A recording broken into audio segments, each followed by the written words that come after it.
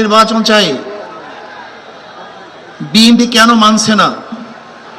BNP তো দাবি করেছে আমরা জাতীয় সরকার গঠন করব, এটা বিএনপির দাবি। আর জাতীয় সরকার গঠন করার জন্য সবচেয়ে ভালো পদ্ধতি পিআর সিস্টেম নির্বাচন। জাতীয় সরকার সর্বদলের অংশগ্রহণমূলক সরকার, আর সর্বদলের অংশমূলক সরকার গঠন হতে পারে একমাত্র পিআর সিস্টেম নির্বাচনের ভিত্তিতেই। তাহলে কেন বিএনপি মানছে না? কারণটা কি আমি তো বুঝি না। অবশ্যই বিএনপিকেও পিআর সিস্টেমে নির্বাচন মানা উচিত। সংস্কার চাই। বিএনপি বলছে আমরা সরকার গঠন করে ক্ষমতায় গিয়ে সংস্কার করব। প্রথম প্রশ্ন হলো এই, আগামীতে বিএনপি ক্ষমতায় যাবেন, এই গ্যারান্টি আপনি কে দিয়েছে? আপনি কিভাবে ভেবেছেন যারা 91 থেকে 96 পর্যন্ত ফেল করার কারণে 96 ক্ষমতায় আসতে পারে নাই, আবার 2001 থেকে 2005 পর্যন্ত দেশ চালাবার কারণে 2008-এও তারা ক্ষমতা আসতে পারে নাই। 2001-এ বিএনপি ইশতেহার ঘোষণা করেছিল, সেই ইশতেহারের মধ্যে 10%ও বিএনপি বাস্তবায়ন করতে পারে নাই। এমনকি 2001-এ বিএনপির ইশতেহারের 1 নম্বর শর্ত তারা পালন করতে পারে নাই। আমি বিশ্বাস করি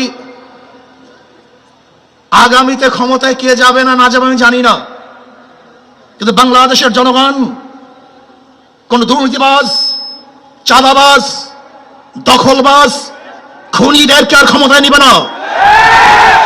বাংলাদেশের জনগণ রক্ত দিয়েছে, জীবন দিয়েছে বাংলাদেশে চাঁদাবাজি করার জন্য নয়, খুন করার জন্য নয়, দেশকে দখল করার জন্য নয়, দুর্নীতি করার জন্য মানুষ রক্ত দেয়, জীবন দেয়। বাংলাদেশের মানুষ জীবন দিয়েছিল, মানুষ মুক্তি পাবে, শান্তি পাবে। আমার গরিব দুঃখী মেহনত মানুষ ক্ষুধার্ত থাকবে না। বাংলাদেশের একজন মানুষও খোলা আকাশের নিচে থাকবে না। বাংলাদেশের একজন গরিব বস্ত্রহীন থাকবে না। আমার বাংলাদেশের কোন মানুষ গুম হবে না, খুন হবে না। বাংলাদেশের কোন ব্যবসায়ীকে চাঁদা দিতে হবে না। বাংলাদেশের প্রত্যেক নাগরিক অধিকার বাস্তবায়ন হবে, তারা শান্তিতে বসবাস করতে পারবে, নির্বিঘ্নে ঘুমাতে পারবে। আমার মা বোনরা ইজ্জত দিয়ে রাস্তায় চলাফেরা করতে পারবে। বাংলাদেশের মসজিদ থাকবে, মাদ্রাসা থাকবে, দাড়ি থাকবে, টুপি থাকবে। দাড়ির উপরে আক্রমণ করতে পারবে না, টুপিকে ছিনিয়ে কেউ নিতে পারবে না, ইসলামের বাইরে আইন পাস করতে পারবে না। এর জন্য জীবন দিয়েছিল, রক্ত দিয়েছিল। দ্বিতীয়বার দাড়ি টানবে এই দৃশ্য দেখার জন্য মানুষ রক্ত দেয় নাই। মৌলবাদীর বিরুদ্ধে আঙ্গুল তুলবে, মোল্লা বলে গালি দিবে, আজকে টুপি দাড়িওয়ালাদের ক্ষমতায় যেতে দেবে না, এই স্লোগান শোনার জন্য মানুষ রক্ত দেয় নাই। এই দৃশ্য দেখার জন্য বুকের তাজা রক্ত জমিনে ঢেলে দিয়ে মানুষ শাহাদাত বরণ করে নাই, বরং বাংলাদেশের মানুষ শাহাদাত বরণ করেছিল এই জাতিকে মুক্তি দেওয়ার জন্য, কোরআন ও সুন্নাহর আইন বাস্তবায়ন করার জন্য। বাংলাদেশের মানুষ ওই ভারতের গোলামি করার জন্য রক্ত দেয় নাই। বাংলাদেশের মানুষ ভারত আমাদের দেশে কর্তৃত্ব নেতৃত্ব করবে, আমেরিকা আমাদের দেশে কর্তৃত্ব নেতৃত্ব করবে, এর জন্য বাংলাদেশের মানুষ জীবন দেয় না, রক্ত দেয় নাই। বাংলাদেশের মানুষ সাধন, তারা নিজেরা আইন প্রণয়ন করবে, নিজেরা সংসদ পরিচালিত করবে, তারা নিজেদের পায়ে দাঁড়াবে। বাংলাদেশের মানুষ জীবন দিতে পারে, কিন্তু কার গোলামি করতে পারে না। তারা ভাইয়েরা আমার, আমি বিশ্বাস করি আজকে মঞ্চে যারা আছেন, যদি আমরা মুনাফিকি না করি, মঞ্চে যারা আছে যদি মুনাফিকি না করি, মুখের এবং কাজের কথা যদি একসাথে থাকেন, মুখের সাথে কাজের যদি মিল থাকে, আমি এই লক্ষ জনতার সামনে কসম করে বলতে পারি আগামীতে ক্ষমতায় যাবে ইসলাম, ক্ষমতায় যাবে ইসলাম।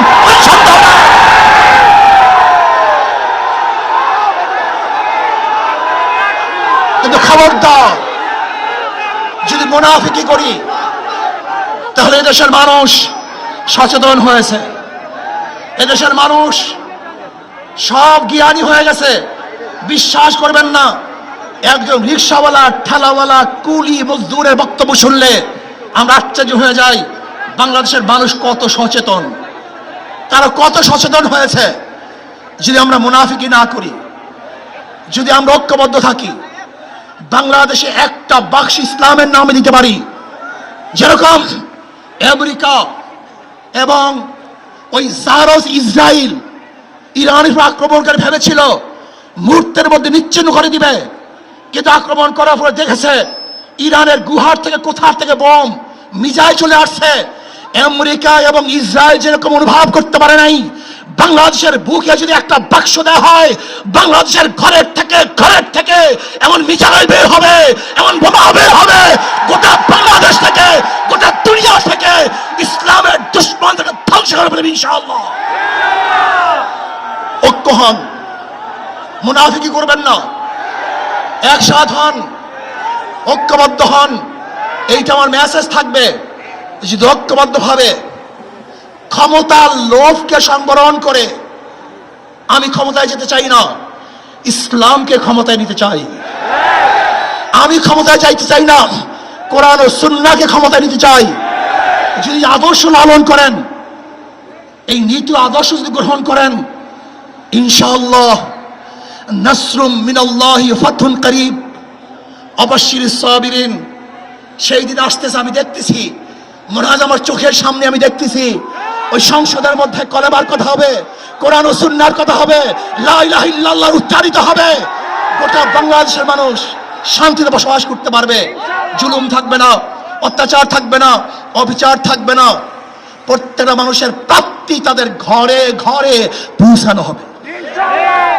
আজকে আমার মা বোনেরা মনে করছে ইসলাম ক্ষমতা আসলে আমাদের অবস্থাটা কি হবে। ইসলাম ক্ষমতা আসলে প্রত্যেকটা মা বোনের ন্যায্য অধিকারকে প্রতিষ্ঠিত করা হবে। ইসলাম ক্ষমতা আসলে আগামী 5-10 বছরের মধ্যে সমস্ত গরিবরা দরিদ্র সীমার উপরে চলে যাবে। ইসলাম ক্ষমতা আসলে 28 লক্ষ কোটি টাকা বিদেশে পাচার হবে না, দুর্নীতি থাকবে না, জুলুম থাকবে না, অত্যাচার থাকবে না, নির্বিচার কোনো মানুষ আর খুন হবে না, গুম হবে না। ইসলাম ক্ষমতা আসলে শ্রমিকদেরকে তাদের অধিকার আদায়ের জন্য রাস্তায় নামার কোনো প্রয়োজন হবে না। ইসলাম ক্ষমতা আসলে কৃষক, শ্রমিক, মজদুররা তাদের অধিকারকে প্রতিষ্ঠিত করার জন্য ইসলামী সরকার তাদেরকে নিয়ে কমিটি গঠন করে তাদের প্রাপ্তি তাদের কাছে পৌঁছায় দেবে। আসুন ইসলাম হুকুমাত কায়েম করার জন্য আমরা চেষ্টা করব। আজকে আমাদের এই জনসভায় যশোর থেকে আমার কিছু ভাই আসার সময় তারা অ্যাক্সিডেন্ট হয়ে শাহাদাত বরণ করেছে। আল্লাহ তাদেরকে জান্নাতুল ফেরদাউস দান করেন। আমার অনেক ভাইয়ের আহত অবস্থায় আছে, আল্লাহ পাক তাদেরকে সুস্থ করে দেন। আসুন আজকে জনসমুদ্রে আমরা আসছি, আমাদের টাকা নাই, পয়সা নাই, নিজের পয়সা দিয়ে এসছি, নিজের খানা খেয়েছি। এই জাতিকে, এই দলকে, এই কাফেলাকে গোটা দুনিয়ার কোনো প্রশক্তি পরাজয় করতে পারবে না, থামিয়ে রাখতে পারবে না। অবশ্যই ইনশাআল্লাহ আমরা বিজয় হব।